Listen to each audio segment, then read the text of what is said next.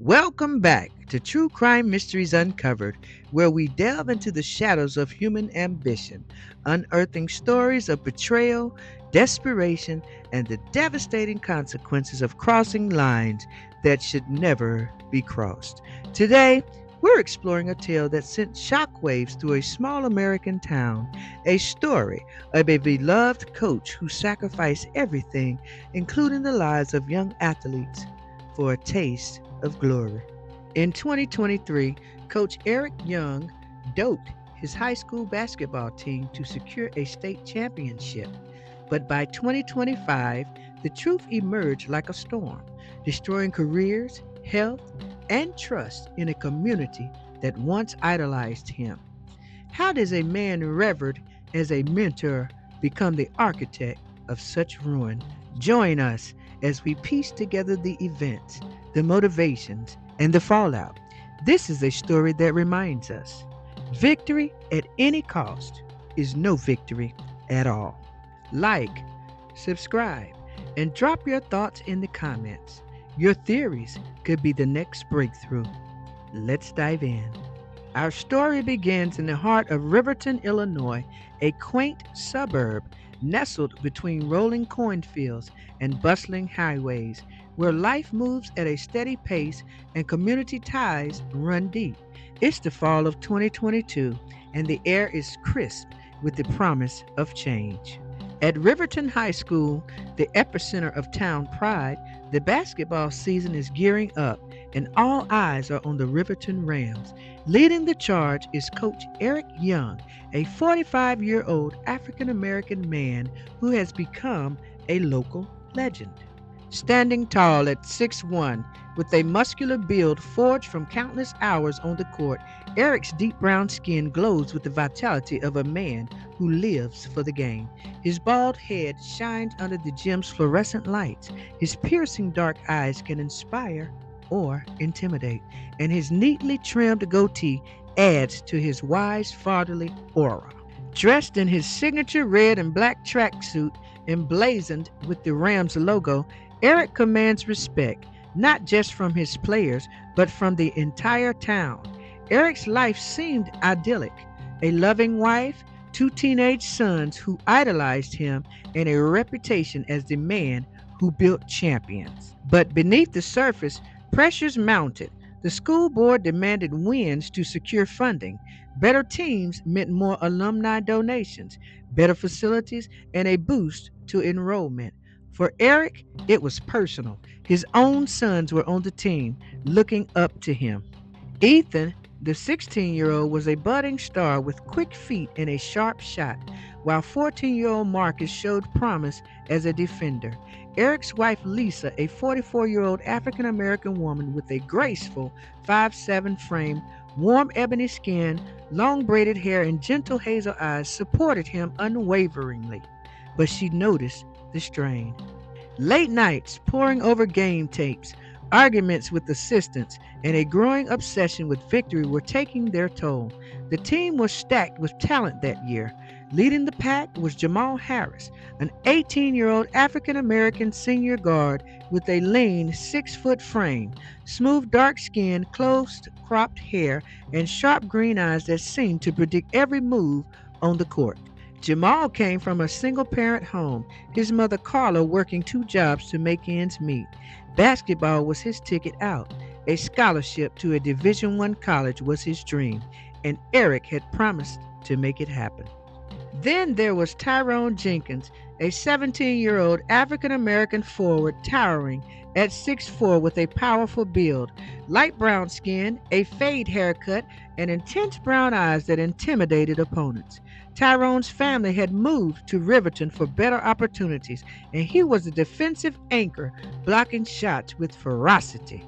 Rounding out the stars was Malik Washington, an 18-year-old African-American point guard with a slim 5'10" build, caramel skin, dreadlocks tied back during games, and quick hazel eyes that scanned the floor like a general. Malik's quick thinking made him the team's brain, orchestrating plays with precision. But as practices intensified, injuries mounted. Jamal twisted an ankle, Tyrone pulled a muscle, and Malik battled fatigue. The Rams were good, but not championship good. Not yet. Eric, feeling the weight of expectations, began researching performance enhancing drugs online.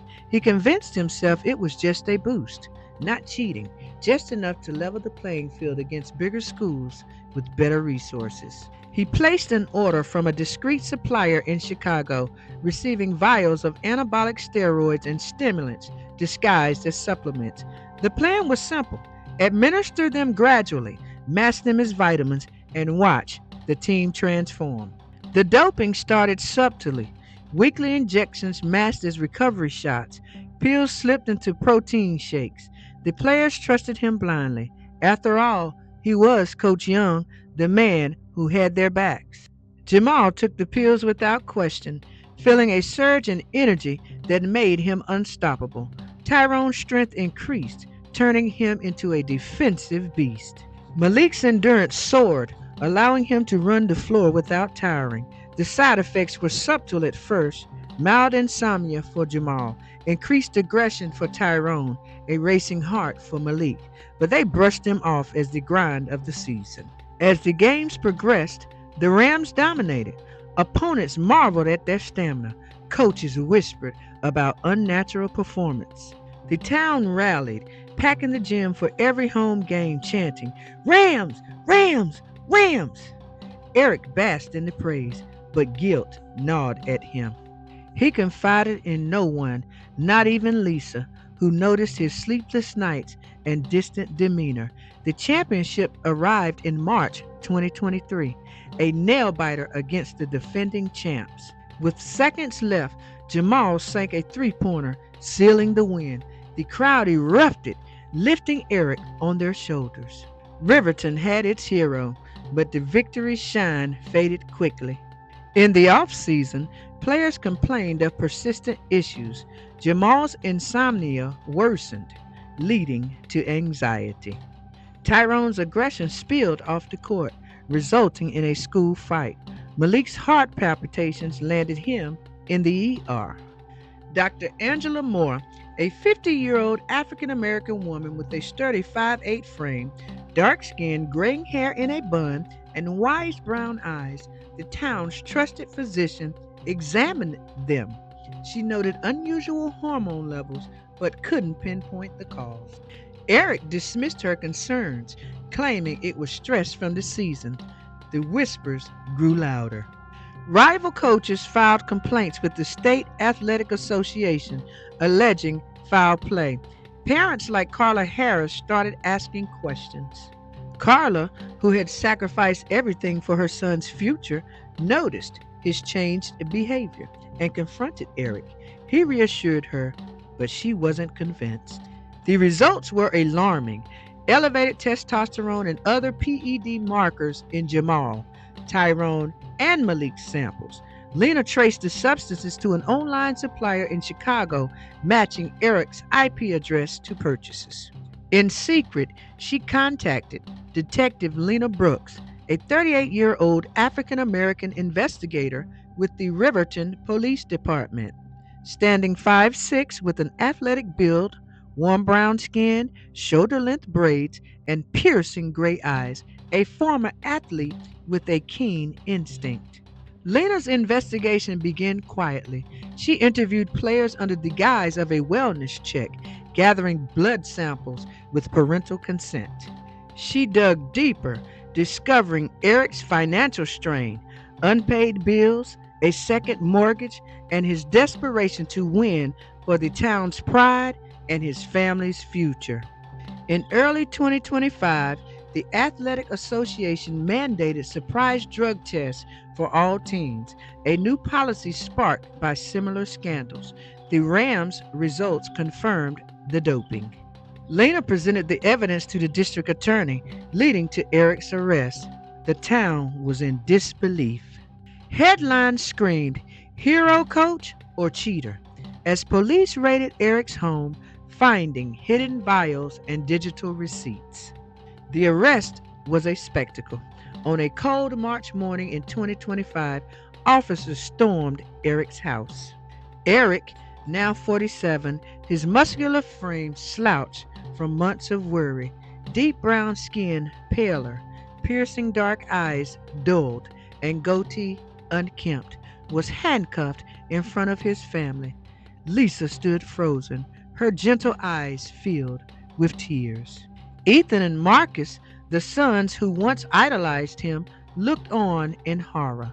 The charges were grave: endangering minors, illegal distribution of controlled substances, and fraud for the championship win. The players were devastated. Jamal, now 20, lost his scholarship and worked a dead end job, his dreams shattered. Tyrone, 19, underwent surgery for heart issues caused by the PEDs, his athletic career over. Malik, 20, quit sports, haunted by the betrayal. Their testimonies in pretrial hearings were heart wrenching. Coach was like a father, Jamal said, but he poisoned us for a trophy? The prosecution countered with damning evidence: text messages to the supplier, player testimonies, and Dr. Moore's medical reports. These boys could have died, she said, her wise brown eyes stern. The defense argued systemic failures, underfunded schools pushing coaches to extremes, a culture that idolized wins over well being. But the jury, after 3 days, convicted Eric on all counts. The judge sentenced him to 10 years, citing the betrayal of trust as aggravating. Eric's family wept as he was led away. The fallout rippled through Riverton. The school forfeited the championship, its reputation tarnished. Lawsuits from parents like Carla Harris flooded in, demanding compensation for medical bills and lost opportunities. The Athletic Association implemented stricter drug testing and coach oversight statewide. Lena's work didn't stop. She traced the PED supplier to a Chicago network, leading to multiple arrests and shutting down the operation. For the players, recovery was slow. Jamal enrolled in a community college, channeling his energy into coaching youth teams, vowing to do it right. Tyrone underwent therapy for his physical and emotional scars, becoming an advocate for clean sports. Malik spoke at national forums, warning young athletes about the dangers of blind trust. Riverton itself changed. The gym's walls, once adorned with banners, now featured posters on integrity and health. Parents formed support groups, and the new coach emphasized fair play. But the scar remained, a reminder that heroes can fall and victory's price can be too high. This case forced Riverton to confront the dark side of sports ambition. Was Eric a villain driven by greed, or a victim of a win at all costs culture? The debate raged in town halls and online. Some saw a man broken by pressure, others a predator who sacrificed kids. The truth, as always, lies in the gray. As we wrap up, remember, the pursuit of glory can blind us to the human cost. If this story resonates, share your own experiences with pressure in sports. What's your take? Drop your thoughts in the comments down below. And don't forget to like, subscribe, and hit that bell for more jaw-dropping cases on the True Crime Mysteries Uncovered, where we're digging deeper every week. One coach, a doped team, a victory that costs everything.